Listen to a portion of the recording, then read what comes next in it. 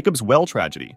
It's November 23, 1983, and two students from Texas State University, named Richard and Clark, are about to enter Jacob's Well, an underwater hole that leads to an underwater cave. This hole seems relatively shallow, around 25 feet, and many people try to touch the bottom and then come up. However, this is just a deceiving appearance because it actually leads to another underwater cave with 3 chambers. The first 2 are relatively open and easy to get through, but the third one has a really small squeeze to get into it. If you manage to squeeze through, you'll enter a room that is 10 feet tall, and you'll see a really small hole at the farthest edge, too small to pass through. This small tunnel was just 2 feet in diameter, and 2 years prior, 2 people died in it because after they managed to get through, a rock slide filled with gravel blocked them inside. Now, getting back to our 2 students, they were fairly experienced in normal diving, but not in cave diving, and they were trying to get their instructor certification in open water diving. Their instructor, Don, was an incredibly skilled and experienced diver, and he was the one who removed the 2 bodies we just talked about. He used to constantly warn everybody to stay away from Jacob's Well since it's deadly, and he even tried to cover up the small hole that leads to the 4th chamber with some cement, but other divers reopened it and left a message that said, "You can't keep us out." Don himself almost died in Jacob's Well. When he tried to enter the 4th chamber, a gravel slide trapped him in the tunnel. He almost resigned himself to death. His tank was empty, and he had swallowed some water when his survival instinct kicked in, and he started rapidly moving until he cleared enough gravel to escape. When he did, he saw his diving colleague extending a regulator for him to breathe. As he started resurfacing, the air inside his body expanded until he reached almost 4 times his normal body size. By the time he broke the surface, he was screaming in pain. His belly was huge because his stomach had completely ruptured. These stories caught the attention of Richard and Clark, who wanted to take a look for themselves, even though they didn't really know much about cave diving. On November 23, 1983, they went into Jacob's Well and reached the 3rd chamber, where the small hole was located. Richard removed his tank to get through the hole and started going in while holding his tank. When Clark removed his own oxygen tank and tried to get in, he saw Richard's face and noticed Richard didn't have the tank with him anymore and was suffocating. Clark quickly reached for the regulator and gave it to him, letting him breathe again. They started passing the regulator back and forth as they made their way out, and somehow they managed to get through the tight squeeze of the 3rd chamber. They then began making their way toward the exit until a terrifying sound caught their attention, a clank from their oxygen tank. Not only did this mean they'd hit a wall with the tank, so they were going the wrong direction, but it also meant the tank was almost empty. They realized they'd run into the false chimney in the 1st chamber, a tunnel that looks like it leads to the surface, but is actually a dead end. Clark managed to swim back to the surface and gasped for air after covering an incredible 75 feet in a single breath. Unfortunately, the same can't be said for Richard, who remained behind and drowned. When Clark called the police for assistance, Don the instructor himself showed up and was stunned to see his students there.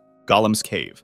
It's August 18, 2005, and a group of 5 friends decided to venture into the Gollum Cave, also called the Cave of Death because of how dangerous it was. They reached the entrance at 3 a.m., and one of the friends decided to wait for the others outside. They encountered their first problem when actually trying to get in, as they had to crawl through a small pool of water. After that, there was a fork going left and right, and they chose left, which led them to another small pool. Like and subscribe for the next part.